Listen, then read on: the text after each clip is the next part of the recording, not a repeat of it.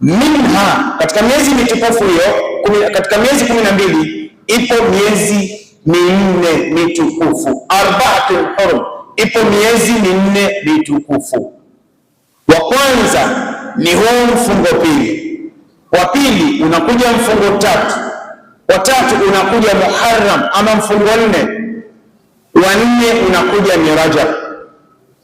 Sasa ndio maana wanachuoni wa tafsiri walipoitafsiri hii aya wakasema thalathatun sardun wa wahidun fardun, miezi mitatu mitukufu inafuatana na mwezi mmoja katika miezi mitukufu upo peke yake.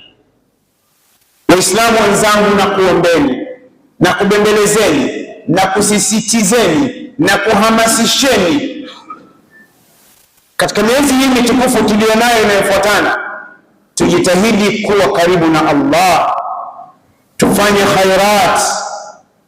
khairat, tutoe sadaqat, tujenge misikiti, tuchangie ujenzi wa misikiti, tujenge nyumba za kusomea Qur'an, tuangalie usafi wa nyumba za kusomea Qur'an, tuangalie kwa umakini walimu wa Qur'an.